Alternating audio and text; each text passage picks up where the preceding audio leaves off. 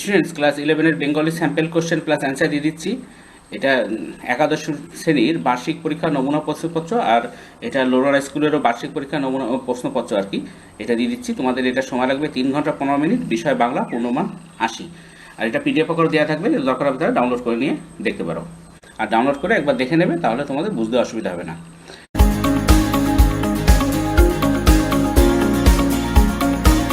এক হচ্ছে সঠিক উত্তরটি নির্বাচন করো। 1.1, ভুতুড়ে জেলখানার দারোগা হলো ক কর্তা, খ ভূতের নায়েব, গ ভূতের দারোয়ান, ঘ ভূতের শান্ত্রী। উত্তর হবে খ ভূতের নায়েব। 1.2 দেখো, আগে ভূতে পেয়ে বসেছে। ক সমাজকে, খ ওঝাকে, গ অর্বাচীনদের, ঘ মাসি পিসিদের। উত্তর হবে খ ওঝাকে। 1.3 দেখো, মহানগরী থেকে তেলনেপোতার সম্ভাব্য দূরত্ব ক 20 মাইল, খ 22 মাইল, গ 50 মাইল, ঘ 30 মাইল। উত্তর হবে ঘ 30 মাইল। 1.4 দেখো, ক্যানেস্তারা কিসের ইঙ্গিত, এই কিসের তৈরি? ক বাঁশের, খ পিতলের, গ টিনের, ঘ কাঠের। আসলে এই ক্যানেস্তারাটা তৈরি হচ্ছে টিনের। উত্তর হবে টিনের। এবার দেখো, সখীর ছেলের বয়স কত? ক 2 বছর, খ 7-8 বছর, গ 4-5 বছর, ঘ 8-9 বছর। উত্তর হবে 4-5 বছর। দেখো 1.6, কাছারির ঘড়িতে কটা বাজলো? ক রাত 1টা, খ 2টো, গ 3টে, ঘ 4টে। উত্তর হবে 2টো।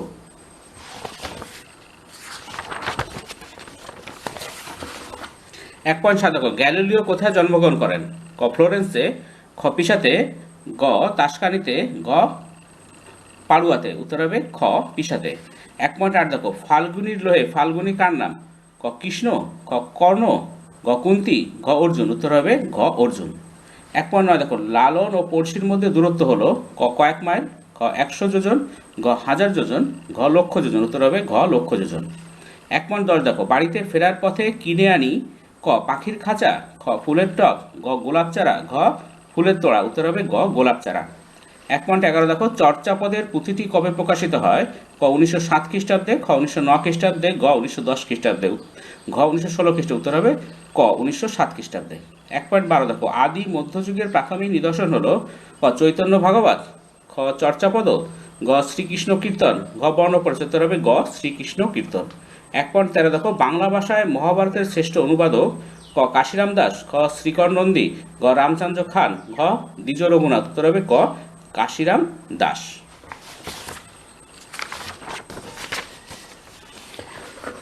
এবার দেখো 1.14, বঙ্কিমচন্দ্র রচিত শ্রেষ্ঠ প্রবন্ধ গ্রন্থ হলো ক সাম্য, ঘ লোকরহস্য, গ কমলাকান্তের দপ্তর, ঘ কৃষ্ণচরিত্র। উত্তর হবে গ কমলাকান্তের দপ্তর। 1.15 দেখো, ইন্দো ইউরোপীয় শাখাটি ক 3টি শাখায় বিভক্ত, ক 4টি শাখায় বিভক্ত, ক 2টি শাখায় বিভক্ত, 5টি শাখায় বিভক্ত। উত্তর হবে গ 2টি শাখায় বিভক্ত।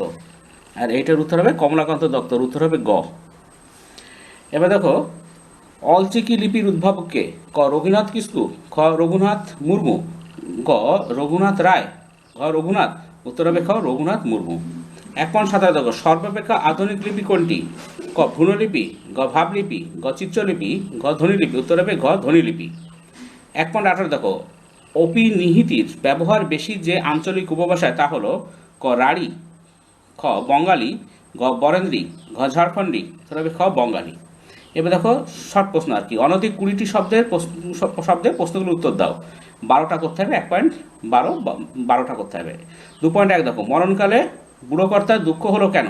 উত্তর হবে বুড়োকর্তার মরণকালে দেশশুদ্ধ সবাই তাকে জানিয়েছিল যে তিনি মারা গেলে তাদের দশা খুব খারাপ হবে, তাই তার দুঃখ হয়েছিল।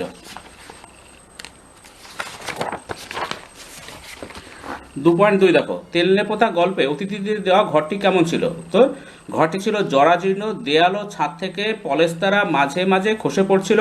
ঘরটি দীর্ঘদিন বন্ধ থাকায় একটা ভ্যাপসা গন্ধ পাওয়া যাচ্ছিল, আর ঘরের ভিতরে থাকা চামচিকারা মানুষের উপস্থিতিতে ছোটাছুটি শুরু করে দিয়েছিল। 2.3 দেখো, গ্যালিলিও ডাক্তারি পড়ায় আনন্দ পাননি কেন? উত্তর, গ্যালিলিও তাদের পারিবারিক বন্ধু গণিতবিদের বাড়িতে গিয়ে দরজায় দাঁড়িয়ে তার অসাধারণ গণিত পাঠদান যখন শোনেন, তারপর থেকে তার ডাক্তারি পড়ার আনন্দ ছিল না। 2.4 দেখো, সত্যবতী সুত ব্যাস বিখ্যাত জগতে। ব্যাস কেন বিখ্যাত? উত্তর, আলোক সামান্য প্রতিভাধর ব্যাসের অমর সৃষ্টি অষ্টাদশ পর্বে সমাপ্ত মহাভারত, এছাড়া অখণ্ড বেদকে চতুর্বেদে সুসমন্বিত বিভক্তিকরণের জন্য ও বেদান্ত দর্শনের প্রণেতা রূপে তিনি জগৎ বিখ্যাত। এবার 2.5 দেখো, আমি বাঞ্ছা করি। বাঞ্ছা শব্দের অর্থ কি? উত্তর, যশস্বী প্রাবন্ধিক অন্নদাশঙ্কর রায় কর্তৃক শ্রেণী চিহ্নাঙ্কিত লালনের সুফি ভাবাত্মক গানটিতে মরমী কবির অন্তরস্থিত ভগবানের দর্শন লাভের তীব্র ব্যাকুলতা তথা কামনা বাসনা তথা হৃদয়ার্থীর প্রকাশক এই বাঞ্ছা শব্দটি। দেখো, কালীপ্রসন্ন সিংহের ছদ্মনাম কি ছিল? হুতুম পেঁচা।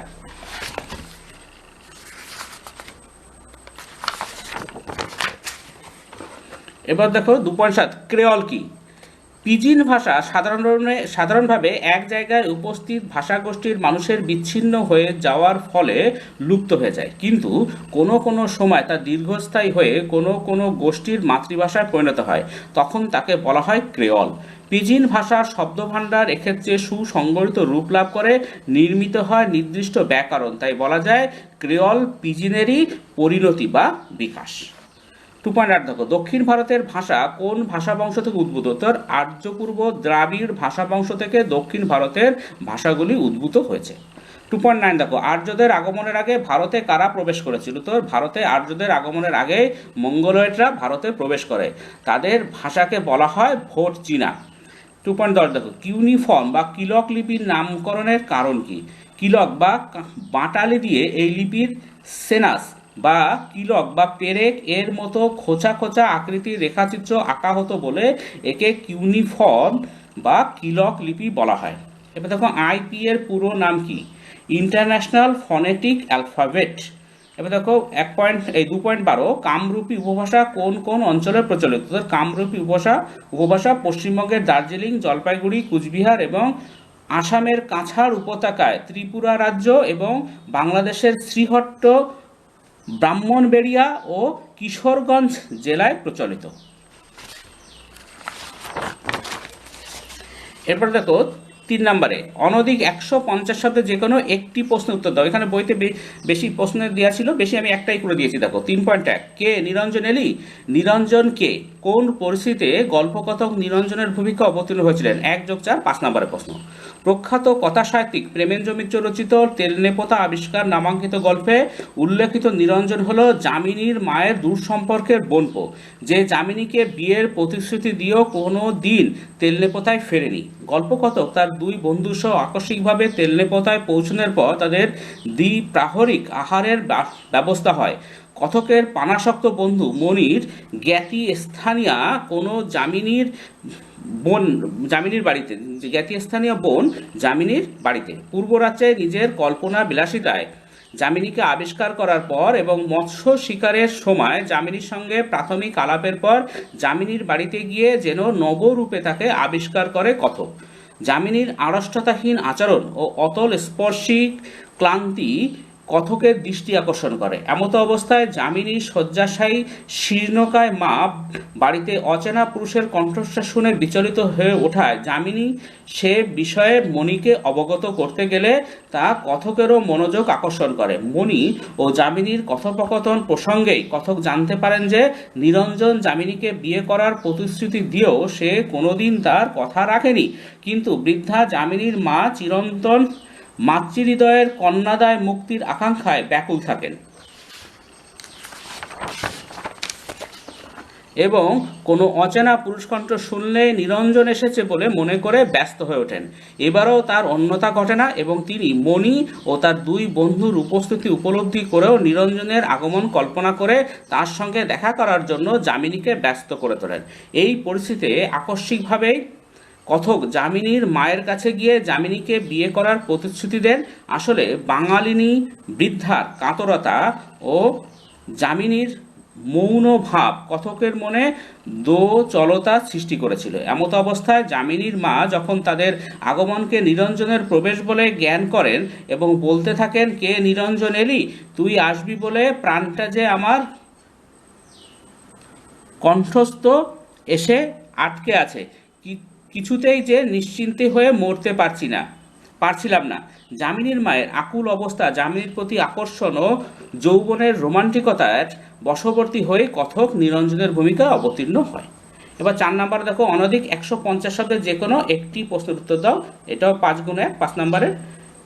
4.1 দেখো, শিক্ষকতার শুরুর দিকে গালিলিওর অর্থকষ্ট চলছিল কেন? এই সমস্যার সমাধানে তিনি কি স্থির করেন বা কি স্থির করলেন? 3.3+2 মানে 5 নম্বরের প্রশ্ন। সত্যেন্দ্রনাথ বসু রচিত গালিলিও প্রবন্ধ থেকে জানা যায়, নবীন বিজ্ঞানী গালিলিওর শিক্ষকতার শুরুর দিকে বিশেষত পিতার মৃত্যুর কারণে ও পারিবারিক সচ্ছলতা হ্রাসপ্রাপ্ত হলে তাকে অর্থকষ্টে আপতিত হতে হয়। সাংসারিক অর্থাভাব লাঘব করার পন্থা হিসেবে গালিলিওর পিতা ছেলেকে ডাক্তারি পড়ানোর কথা ভাবেন, কিন্তু তিনি গণিতের প্রতি আকৃষ্ট হয়ে পড়ায় তার ডাক্তারি পড়া আর হয়নি। এই সময় পারিবারিক নানা কারণে তাদের গৃহস্থালী ফ্লোরেন্সে স্থানান্তরিত হলে তাকেও ফ্লোরেন্সে চলে যেতে হয়। এরপর পিসা বিশ্ববিদ্যালয়ে গণিতের শিক্ষক রূপে নিযুক্ত হওয়ার পরেও তার আয় ছিল মাত্র 60 সুইডি। এই সামান্য আয়ে একটি 12 জনের 51বর্ষী পরিবারের ব্যয় নির্ভর করা খুবই কষ্টকর। এহেন পরিস্থিতিতে গালিলিওর অর্থগমের নানা চেষ্টা করেছেন। কখনো তিনি ব্যবসা করতে চেয়েছেন, কখনো উমেদারি করতে চেয়েছেন, কখনো বা ছুটোছুটি করে কর্মস্থল পরিবর্তন করেছেন।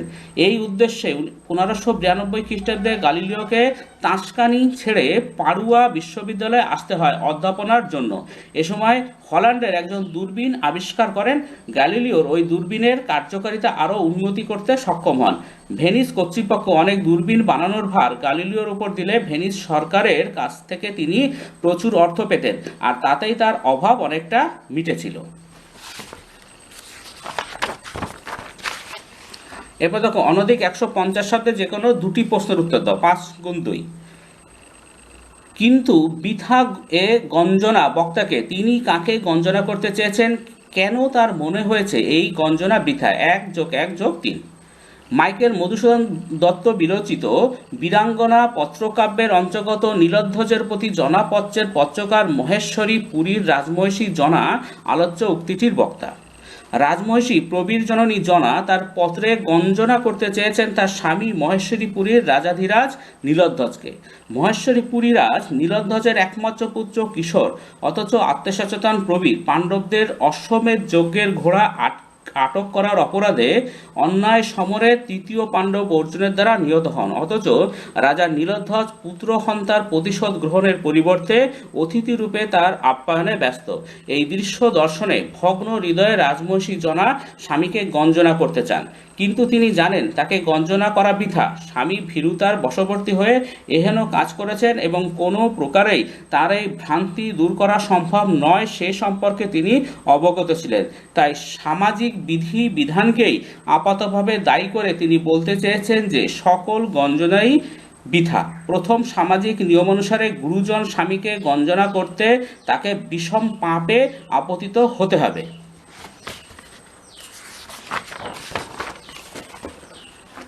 তাছাড়া তিনি নিজের অক্ষমতা বিষয়ে অবগত যে কুলনারী আমি নাথ বিধির বিধানে পরাধীন, নাহি শক্তি মিটাই সবলে এ পোড়া মনের বাঞ্ছা। জনা রাজমহিষী এবং প্রবীরের জননী হওয়া সত্ত্বেও সমাজের পক্ষপাত দুষ্ট সমাজ ব্যবস্থা তাকে রমণী রূপে জন্মগ্রহণের শাস্তি স্বরূপ নিজের পুত্রের মৃত্যুর প্রতিশোধ গ্রহণের ব্যাপারে পরনির্ভরশীল হতে বাধ্য করেছে। ফলে সমগ্র সমাজ ব্যবস্থা যেখানে তার বিরুদ্ধে, তার স্বামী যেখানে দুর্জন পোষণে ব্যস্ত, সেখানে তার প্রতিবাদ মূল্যহীন হয়েই থেকে যাবে, এ কথা বলাই বাহুল্য। এসব কারণে বক্তার মনে হয় যে সকল গঞ্জনাই বৃথা। 5.2 দেখো, বলবো কি সেই পড়শির কথা পড়শিকে? উক্তিটির আলোকে পড়শির স্বরূপ আলোচনা করে। 1+4 5 নম্বরের প্রশ্ন। মরমিয়া সাধক লালন ফকিরের বাড়ির কাছে আরশিনগর কবিতাটিতে সাধারণভাবে কোনো এক অপরিচিত প্রতিবেশীকে অন্বেষণের সমুন্নত তাগিদ পরিলক্ষিত হলেও এখানে পরম আপন মনের অতীব রহস্যময় মানুষ তথা পরমাত্মারই পড়শিরূপে অভিভুক্ত হয়েছেন। বাড়ির কাছে আরশিনগর কবি ও বাউল সাধনার আধ্যাত্মবাদী সুর সাধক লালনের আন্তর্ধর্ম প্রজ্ঞা সমন্বিত সুগভীর এক আকুতিধর্মী কবিতা।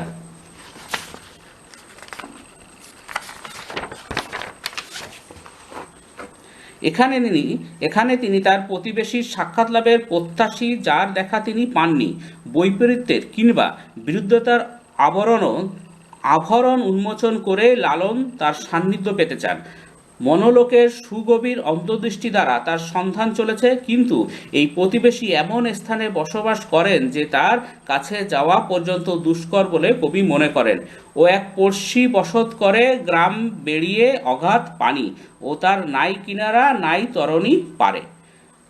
অকুল পাথারে নিমজ্জমান প্রতিবেশী আসলে কবির জীবন দেবতা, পরমাত্মা। তার হাত পা কাঁধ মাথা কিছুই নেই। আসলে তিনি সীমাতীত, খণ্ড বা অংশের মধ্যে তাকে ধরা যায় না। তিনি অনাদি অনন্ত চিরকালীন বলেই তার সর্বোচ্চ গতাগতি। তার অবস্থান কখনো মহাশূন্যে, আবার ক্ষণিক তিনি ভাসমান জলের উপর, অর্থাৎ সর্বত্র বিরাজমান।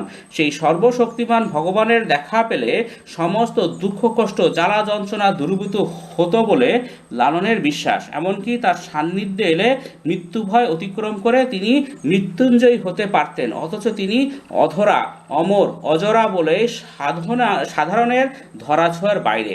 মনুষ্য দেহবিষ্ট লালনও তার পরমাত্মার সঙ্গেই আছেন, কিন্তু তাকে দেখতে পাচ্ছেন না।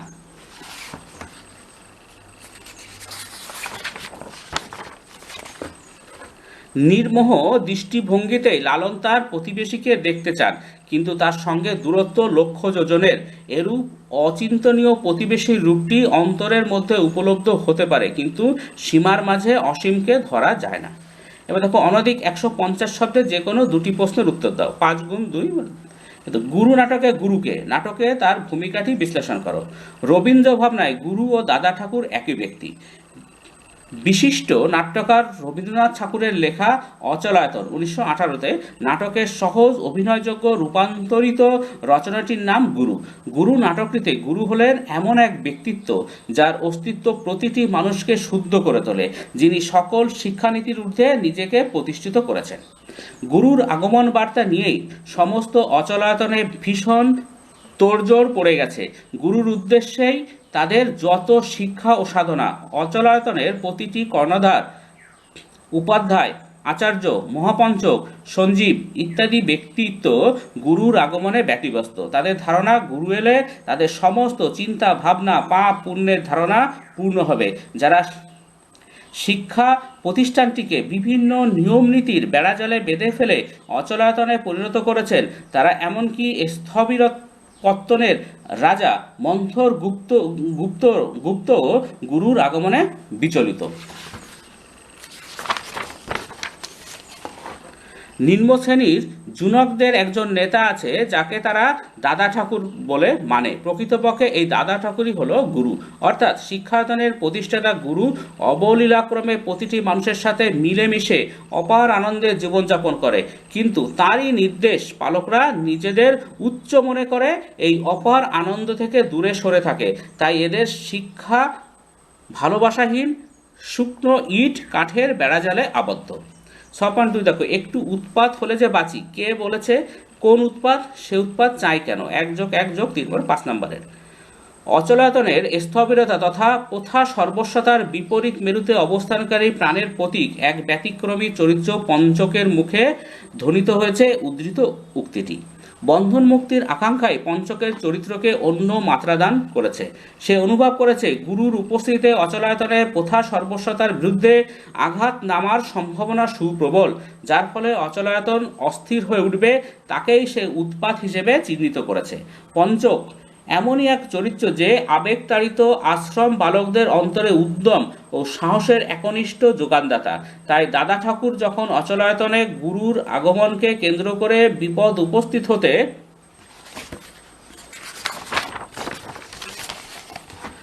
পারে বলে পঞ্চককে জানিয়েছেন, তখন মুক্তপ্রাণ পঞ্চক সেখানে এরূপ উৎপাতের মধ্য দিয়ে প্রথা সর্বস্বতার বিলোপ ঘটে মুক্ত জীবনানন্দের উদ্ভাসন সম্ভব হবে বলে আস্থা জ্ঞাপন করেছে।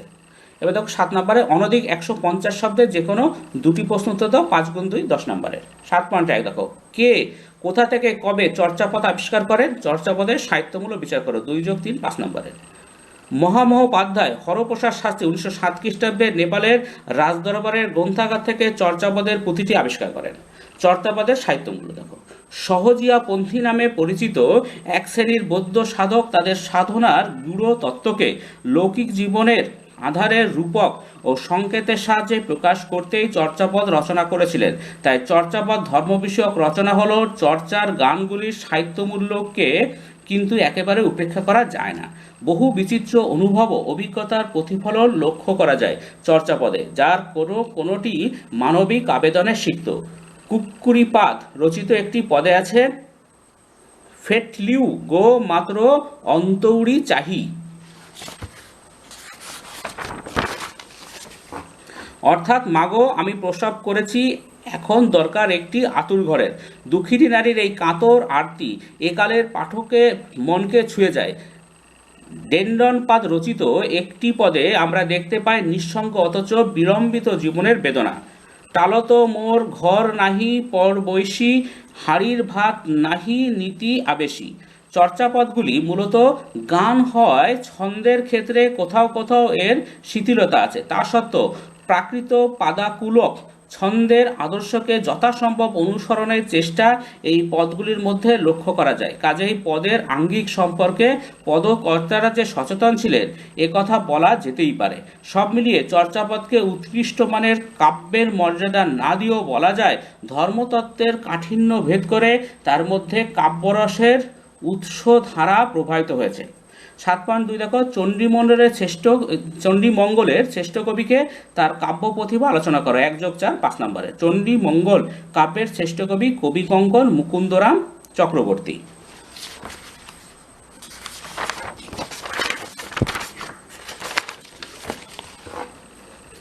দেখো, মুকুন্দরামের কাব্য প্রতিভা বা কবি প্রতিভা যাই আসুক না কেন, কেবল মঙ্গল কাব্যের ইতিহাসে নয়, সমগ্র মধ্যযুগের বাংলা সাহিত্যের ইতিহাসে মুকুন্দরাম চক্রবর্তী একটি বিশেষ স্থান অধিকার করে আছেন। কবি নিখুঁতভাবে বাস্তবকে পর্যবেক্ষণ করেছেন এবং তা প্রকাশ করেছেন উপযুক্ত ক্ষেত্রে। মানব চরিত্র সম্পর্কে কৌতূহলী এবং সূক্ষ্ম পর্যবেক্ষণ ক্ষমতার অধিকারী ছিলেন তিনি। ফুল্লরা, মুরারি, শীল, ভারুদত্ত, দুর্বলা, দাসী প্রভৃতি চরিত্র তার কাব্যে জীবন্ত হয়ে উঠেছে। কৌতুক রস সৃষ্টিতে মুকুন্দরাম যথেষ্ট পারদর্শিতার পরিচয় দিয়েছেন। গ্রন্থ উৎপত্তির কারণ অংশের সমকালীন বাস্তবতার যে ছবি আমরা পাই তা ইতিহাসসম্মত।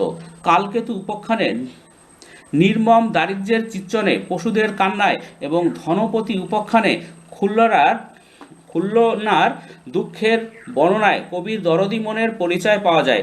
বাস্তবতা, ঘটনা, সন্নিবেশ এবং চরিত্র সৃষ্টির দক্ষতায় তার মধ্যে ঔপন্যাসিকের গুণাবলী লক্ষ্য করা যায়। মুকুন্দরাম তার কাব্যে চণ্ডীর মাহাত্ম্য কীর্তন করতে গিয়ে কাব্যের ভাষা, ছন্দ, অলঙ্কারের প্রতি একেবারে উদাসীন থাকেননি। মিশ্রবিত রীতির পয়ার তো আছেই, তাছাড়া একপদী ও ত্রিপদী ছন্দের কাঠামোকেও সার্থকভাবে ব্যবহার করেছেন কবিকঙ্কন। উপমা, রূপক, উৎপ্রেক্ষা, সমাশক্তি প্রভৃতি অলঙ্কারের অজস্র প্রয়োগ আছে তার চণ্ডীমঙ্গল কাব্যে। প্রচলিত প্রবাদকেও তিনি সার্থকভাবে তার কাব্য ভাষায় প্রয়োগ করেছেন। এরপরে 8 নম্বর প্রশ্ন, অনধিক 150 যে কোনো দুটি প্রশ্ন উত্তর দাও। 5×2 10 নম্বর আর কি। 8-এর 1 দেখো, মিশ্র ভাষা কাকে বলে? এই ভাষার 4টি বৈশিষ্ট্য উল্লেখ করো। একাধিক ভাষাগোষ্ঠীর মানুষ যদি কোনো এক বিশেষ অঞ্চলে উপস্থিত হয় তখন সেই 2 বা ততোধিক ভাষার উপাদানের মিশ্রণে এক নতুন ভাষার সৃষ্টি হয়। সেই ভাষাটিকেই বলা হয় মিশ্র ভাষা। বৈশিষ্ট্য কি? 1, মিশ্র ভাষায় একাধিক ভাষার উপাদান বজায় থাকলেও তাদের মধ্যে একটি উন্নত ভাষার প্রাধান্য লক্ষিত হয়। 2, এই ভাষায় ব্যাকরণের কোনো সুষ্ঠু নিয়ম বজায় থাকে না, তবে কোনো একটি ভাষার নিয়ম সরাসরি অনুসৃত হতে পারে। 3, মিশ্র ভাষার শব্দভাণ্ডার সীমিত হয়। 4, এই ধরনের ভাষায় সাধারণত কথ্য রূপের প্রাধান্য থাকায় লিখিত সাহিত্যের বিকাশের সম্ভাবনা ব্যতিক্রম হিসেবে গৃহীত হয়। 8.3 দেখো, এরপরে কিলক লিপির নামকরণ কে করেছিলেন? এই লিপির সবচেয়ে প্রাচীন নমুনাটি কোথায় পাওয়া গেছে? এই লিপির সংক্ষিপ্ত পরিচয় দাও। 1+1+3 মোট 5 নম্বর। কিউনিফর্ম বা কিলক লিপির নামকরণ করেছিলেন বিখ্যাত লিপি বিশারদ টমাস হাইট।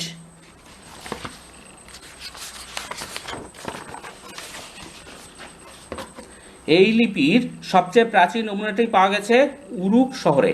কিলক লিপি দেখো, টাইগ্রিস আর ইউফ্রেটিস নদী তীরের মেসোপটেমিয়া, সুমের, আক্কাদ প্রভৃতি প্রাচীন সভ্যতায় ব্যবহৃত লিপিটি হলো কিলক লিপি বা কিউনিফর্ম।